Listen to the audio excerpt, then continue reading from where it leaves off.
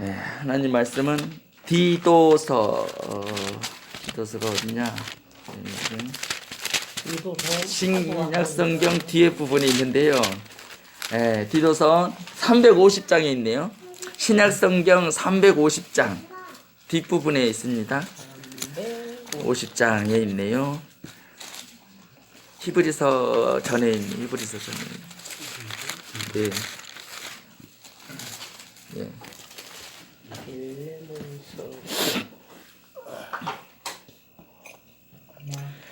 디도서 2장 2장 11절에서 15절입니다.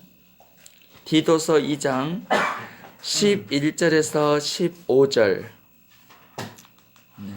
저부터 읽겠습니다. 모든 사람에게 구원을 주시는 하나님의 은혜가 나타나 우리를 양육하시되 경건치 않은 것과 이 세상 정욕을 다 버리고 진실함과 의로움과 경건함으로 이 세상에 살고 복스러운 소망과 우리의 크신 하나님 구주 예수 그리스도의 영광이 나타나심을 기다리게 하셨으니 그가 우리를 대신하여 자신을 주심을 모든 불법에서 우리를 구속하시고 우리를 깨끗하게 하사 선한 일에 열심하는 천신 백성이 되게 하시리라. 너는 이것을 말하고 권면하며 모든 권위로 책망하여 누구에게든지 업신여김을 받지 말라. 아멘. 네. 사순절을 지금 지나가고 있습니다. 그래서 그에 관련된 말씀을 생각하다가 본문을 선택했습니다. 하나님의 은혜, 예수 그리스도 라는 말씀입니다. 11절에 모든 사람에게 구원을 주시는 하나님의 은혜가 나타나 그랬습니다. 하나님의 은혜가 뭘까요? 자, 이 땅에 사는 동안에 최고 중요한 게 무엇입니까? 예수 그리스도를 믿는 것입니다. 왜냐? 사람이 사는 동안에 모든 것을 다 얻었다 할지라도 건강 잃으면 소용없다면서요. 다 얻었다 할지라도 생명을 잃으면 아무것도 아닌 거잖아요. 마찬가지로 이 세상에서 아무리 부귀영화를 누리며 잘 살았다 할지라도 생명은 두 가지더만요. 육신의 생명이 있고 영혼의 생명이 있고, 이 땅에 사는 동안에 아무리 부귀영화를 누리면서 산다 할지라도 영혼의 생명을 잃어버리면 얼마나 그것이 비참한 것입니까? 바꿔서 말하면 이 땅에서 사는 동안에 어렵고 힘들고 비참하게 산다 할지라도 예수를 믿어서 영원한 생명을 소유한다면 그보다 더 행복한 것 있겠습니까? 그래서 이 땅에 사는 동안에 최고로 중요한 건 무엇이냐? 예수를 믿는 것입니다. 우리가 지금까지 살면서 가장 잘한 게 있다면 예수 믿은 것입니다. 예수 믿은 거. 그것이 그러면 예수 그리스도를 믿으면 구원을 받는다는 이 어마어마한 축복이 거저 주어지는 것이냐, 그냥 하늘에서 뚝 떨어지는 것이냐, 그러지 않습니다. 하나님께서도 상당한 대가를 치르신 것입니다. 짐은 곧 법이요, 짐의 말은 곧 법이요. 옛날 왕들은 말이 곧 법이었다고 하잖아요. 그러나 하나님은 그렇게 하지 않으셨어요. 하나님은 자기가 말한 말을 자기가 지키더라고요. 자기가 내뱉은 말을 자기가 지켜야 되기 때문에 엄청난 희생의 대가를 본인도 치르시면서 우리가 구원받을 수 있는 길을 열어주신 것입니다. 우리는 그저 예수 믿기만 하면 구원을 받는다. 참 쉽죠. 이렇게 은혜를 받지만 하나님은 이 구원의 시스템을 구축하기 위해서 예수를 믿기만 하면, 누구든지 예수를 믿기만 하면 구원을 받을 수 있는 이 엄청난 영적인 구원의 시스템을 구축하기 위하여 본인은 얼마나 큰 희생의 대가를 치르셨는지요. 사순절을 맞이하여 이제 하나씩 살펴보려고 합니다. 11절에 다시 보면은 모든 사람에게 구원을 주시는 하나님의 은혜가 나타나 모든 사람에게 구원을 주시는 하나님의 은혜는 예수 그리스도의 십자가잖아요. 그것이 14절에는 이렇게 나타났죠. 14절에 그가 우리를 대신하여 자신을 주심은 예수님이죠. 예수님이 우리를 대신하여 자신을 주신 것, 이 말이 바로 11절의 말인 것입니다. 모든 사람에게 구원을 주시는 하나님의 은혜인 것입니다. 예수님께서 십자가 보혈의 피를 흘리심으로 우리를 속량하신 것입니다.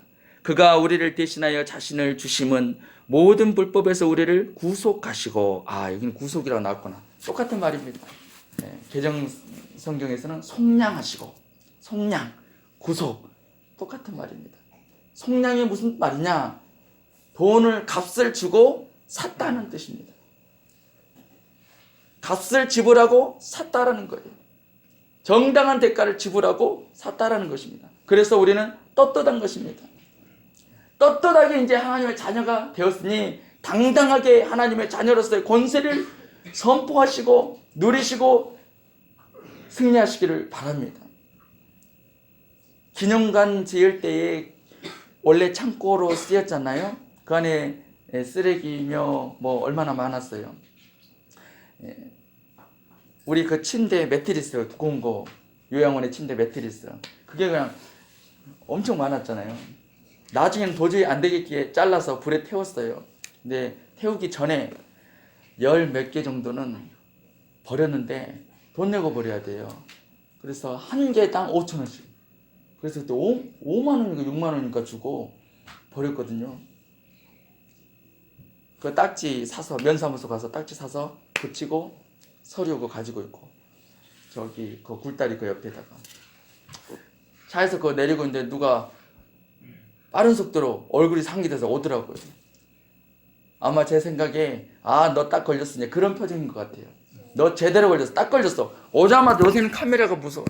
카메라 들이대면 벌써 주눅이 드니까 카메라 들이대면서 뭐 하시는 거예요? 뭐 이렇게 하더라고요. 하나도 안 떨려. 하나도 안 떨려. 당당하게 했어요. 나 이거 면사무소에서 돈 내고 버리는 거예요. 여기 보세요. 돈 내고 버리는 거예요. 하나에 5,000원씩 돈 내고 버리는 거예요. 그러니까 아무 말도 못 하더라고요. 그러세요. 돈을 정당한 값을 지불했으니까 떳떳한 거예요. 카메라 대고 찍으려고 하는 그 사람이 무섭게 하더라고요. 이거 보세요. 면사무소 돈 내고 버리는 거예요. 하나에 5,000원씩. 아무 말도 못 하더라고요. 예수님께서 하나님이 무언들 못 하십니까? 그런데 하나님은 자기가 말한 걸 자기가 지키려고 희생의 대가를 치르시는데 예수님을 이 땅에 보내주시고 어떤 모습으로요? 가장 낮은 모습으로. 예수님은 사람들 앞에서 발가벗겨지신 상태에서 수치와 모욕을 당하고 아무 힘도 없는 무기력한 사람 마냥, 무능력한 사람 마냥 십자가에 달려 죽으시고 희생의 대가를 치르시고 피값으로, 예수님의 보혈의 피값으로 우리 온 인류를 사신 것입니다. 그거를 속량이라고, 속량의 한자 뜻이 그런 뜻이고 여기서는 구속이라고 써있네요. 똑같은 말입니다. 우리를 속량하셨다는 것은 예수님이 피값으로 우리를 사셨다는 것입니다. 그러므로 이제 우리는 담대하시기를 바랍니다. 하나님의 자녀로서의 권세를 누리시기를 바랍니다. 선포하시기를 바랍니다.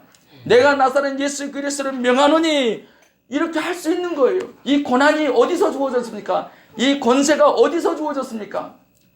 하나님이 주신 거예요.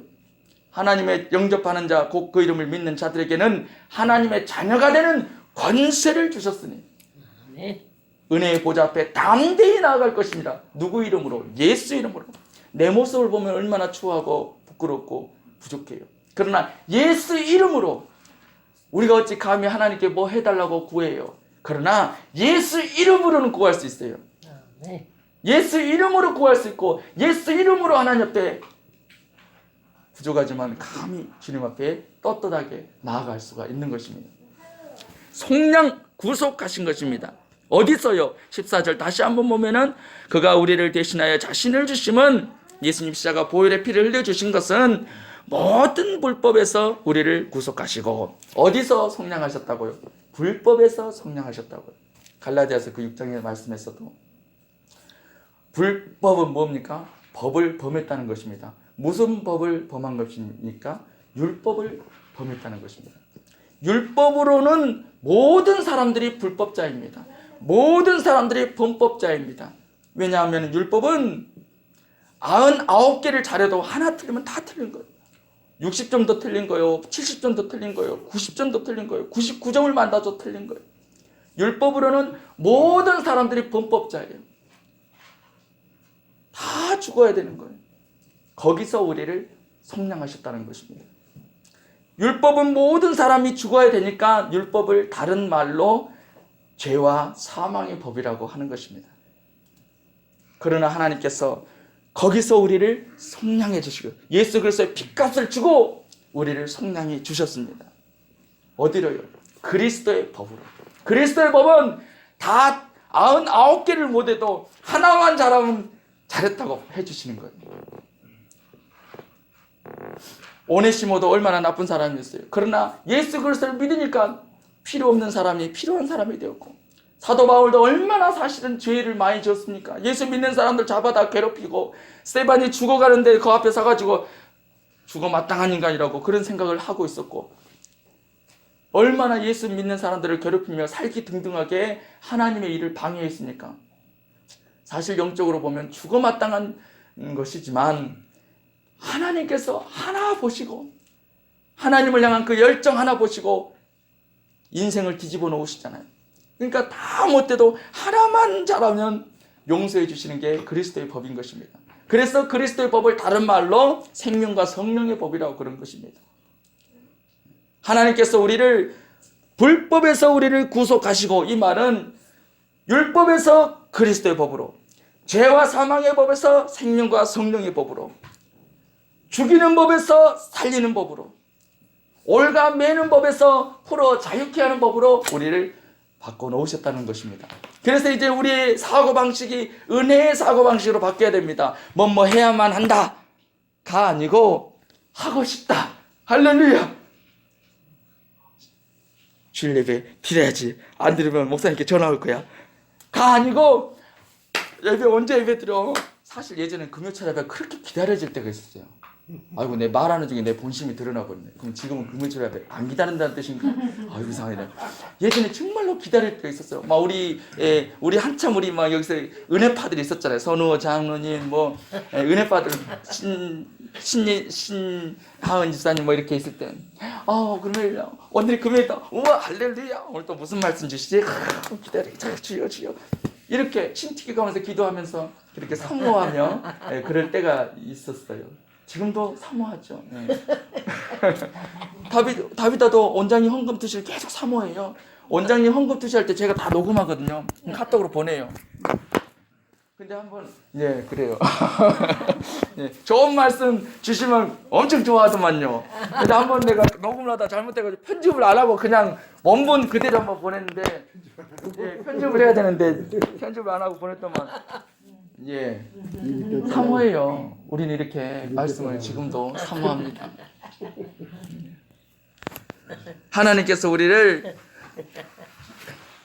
불법에서 예수 그리스도의 보혈의 피값으로 우리를 은혜의 법으로, 살리는 법으로, 자유케 하는 법으로 바꿔주셨으니 이제 우리의 생각이 바뀝시다. 뭐 해야만 한다가 아니고 하나님 드려야만 한다가 아니라 드릴 수 있음에 감사합니다. 드릴 수 있음에 감사합니다. 뭐 해야만 한다는 게 아니라 할 수 있음에 감사합니다. 하고 싶다는 그런 마음으로 하는 것이 은혜의 마음이요.